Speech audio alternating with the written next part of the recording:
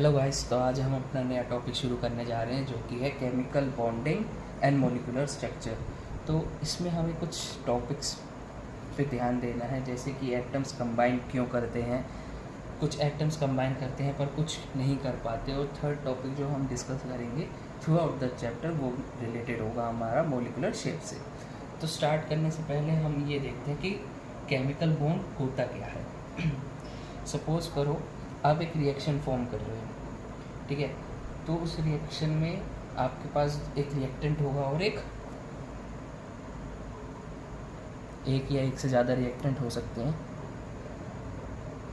तो एक certain reaction के प्रोसेस के गो थ्रू करने के बाद एक प्रोडक्ट बनाएगा, ठीक है। अब इस प्रोडक्ट में क्या होगा, इस प्रोडक्ट में होगा, जैसे कोई भी प्रोडक्ट बनेगा तो प्रोडक्ट किसी एक कॉम्बिनेशन से बनेगा।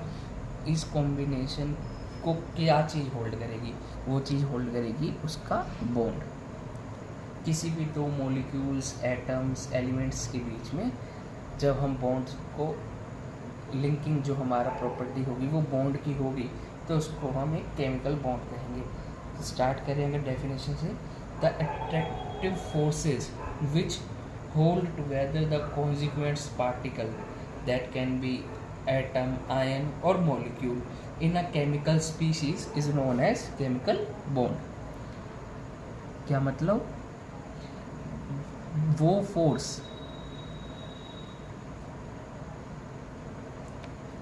which जो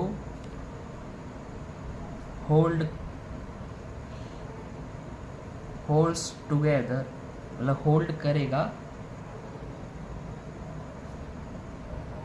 कॉन्सिक्वेंट्स को,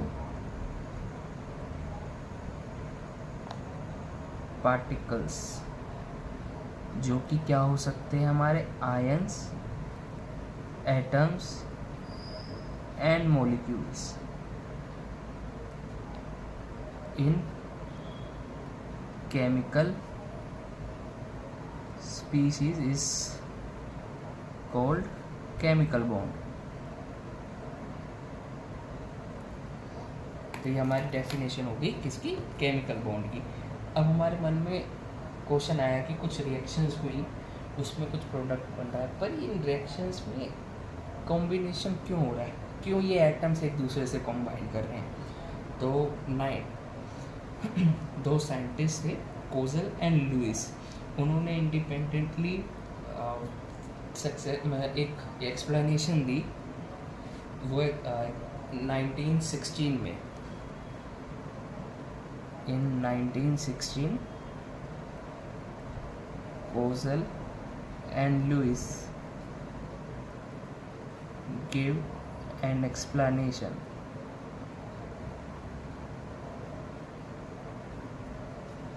जो कि बताती है कॉज ऑफ कॉम्बिनेशन को, कि ये एटम कंबाइन क्यों कर रहे हैं, ठीक है। तो आप सबने सुना होगा कि नोबल गैसेस, हमारी पीरियोडिक टेबल में एक ग्रुप होता है नोबल गैसेस का, जिसमें हमारे कौन कौन से एटम्स आते हैं, हीलियम, नियोन, आर्गन, क्रिप्टन, है ना। ये एटम्स कि जो हमारा आउटर मोस्ट ऑक्टेट मतलब इसका जो आउटर मोस्ट ऑर्बिटल होता है वो फुल्ली ऑक्यूपाइड होता है इलेक्ट्रॉन से।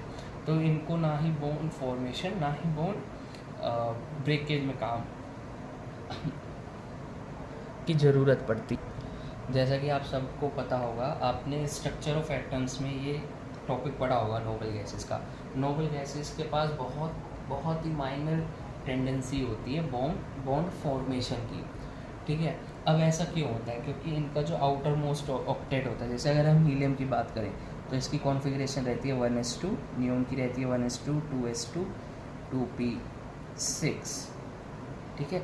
ऐसे करते करते जब हम इसकी आउटर मोस्ट कॉन्फ़िगरेशन देखेंगे तो एक स्टेबल कॉन्फ़िगरेशन देता है, जिससे इनको बॉन्ड फॉर्मेशन के लिए बहुत कम ही जाना पड़ता है। पर कुछ हमारे ऐसे एलिमेंट्स भी होते हैं पीरियोडिक टेबल में, जैसे फ्लोरीन, ऑक्सीजन, जिनकी इलेक्ट्रोनेगेटिविटी की वजह से ये बॉन्ड फॉर्म कर पाते हैं।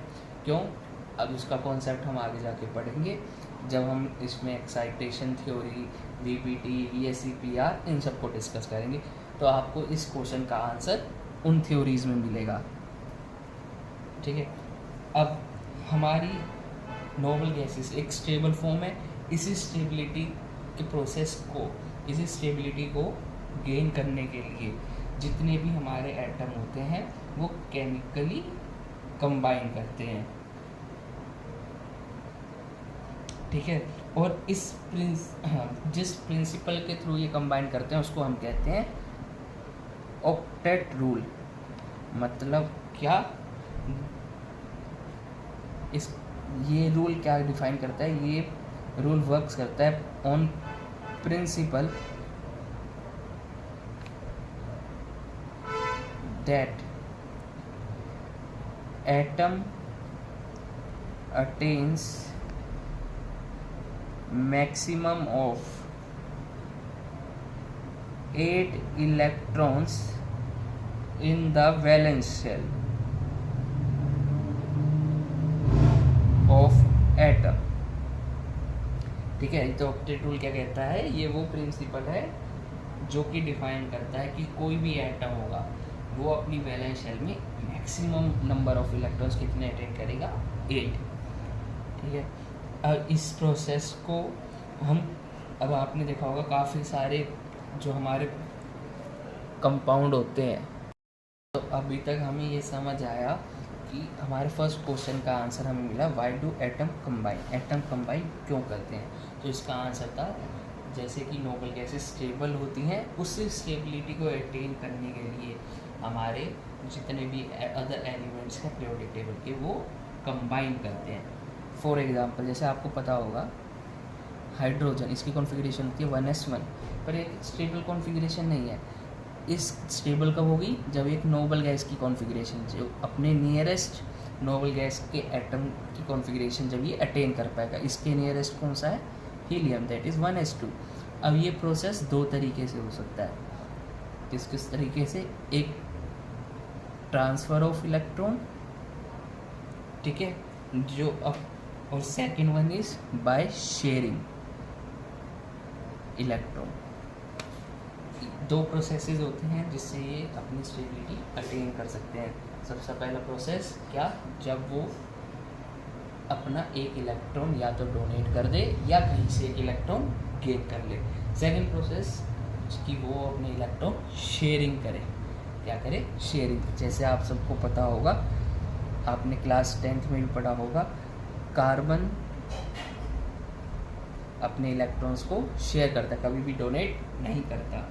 पर वहीं अगर हम बात करें ऑक्सीजन की, तो वो अपने इलेक्ट्रॉन्स गेन करता है स्टेबल गैस कॉन्फ़िगरेशन लेने के लिए। फॉर एग्जांपल, हाइड्रोजन के पास एक इलेक्ट्रॉन, इस हाइड्रोजन के पास एक इलेक्ट्रॉन, ये अपने इलेक्ट्रॉन ऑक्सीजन को देंगे। ऑक्सीजन के आउटर मोस्ट शेल में 6 इलेक्ट्रॉन होते हैं, तो एक एक इलेक्ट्रॉन हाइड्रोजन से लेने के बाद इसका ऑक्टेट कंप्लीट हो जाता है।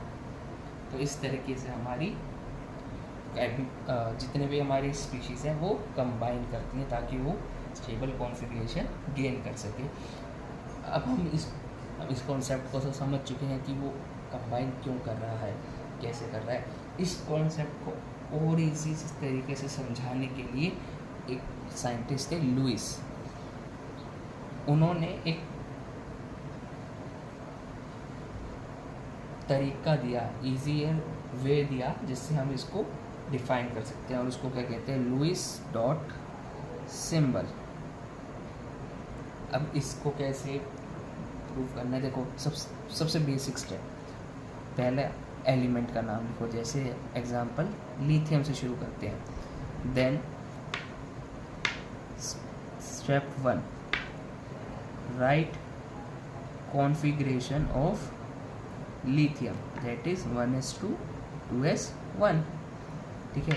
स्टेप 2 जो कि हमें बताता है कि हमें क्या करना है। स्टेप 2 में हमें टेक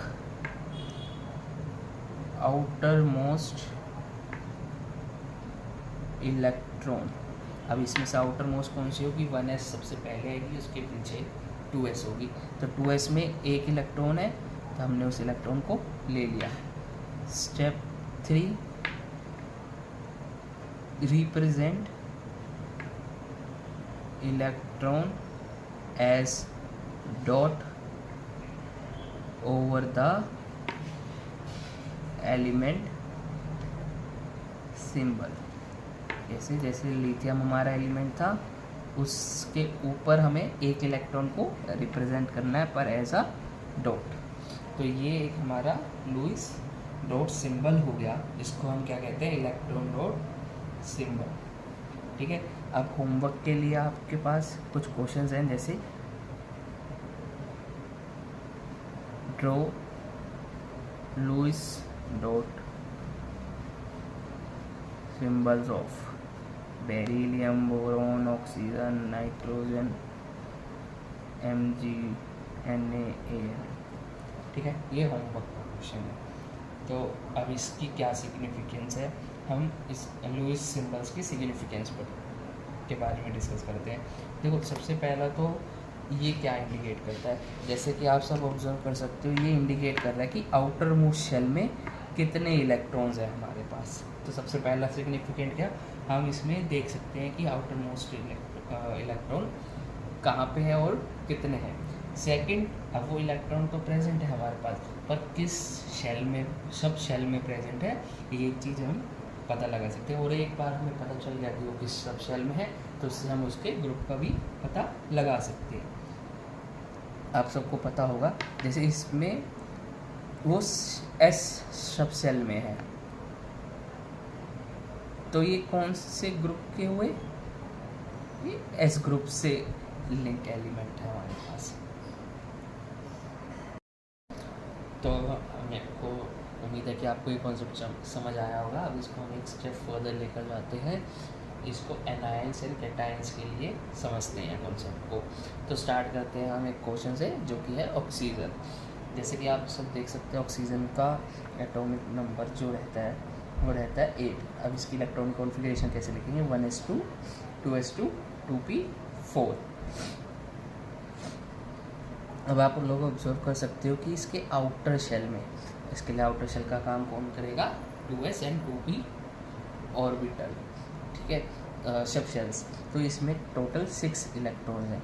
तो हम इसको रिप्रेजेंट कैसे करेंगे, पहले एलिमेंट, सेकंड स्टेप में क्या, आउटर मोस्ट शेल में कितने इलेक्ट्रॉन्स हैं, इसके पास 6 है। अब उन इलेक्ट्रॉन्स को हम कैसा रिप्रेजेंट करते हैं, एज अ डॉट। तो 1 2 3 4 5 6, ये हमारी कॉन्फ़िगरेशन होगी ऑक्सीजन की। सिमिलरली अगर O2 माइनस की बात करें तो क्या होगा, O2 माइनस मतलब 2 इलेक्ट्रॉन्स इसने गेन कर लिए, तो इसकी कॉन्फ़िगरेशन क्या होगी, 1s2 2s2 2p6। अभी आप ऑब्जर्व कर सकते हैं कि ये कॉन्फ़िगरेशन किसके इक्विवेलेंट है, नियॉन के, जो कि एक खुद नोबल गैस है। तो इसको कैसे रिप्रेजेंट करेंगे, इसकी आउटर मोस्ट शेल में टोटल 8 इलेक्ट्रॉन्स हो गए।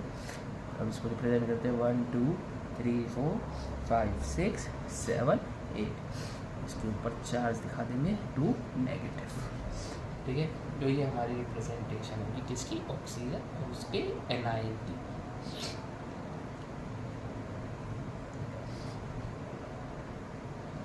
आई होप आप सबको ये समझ आया होगा।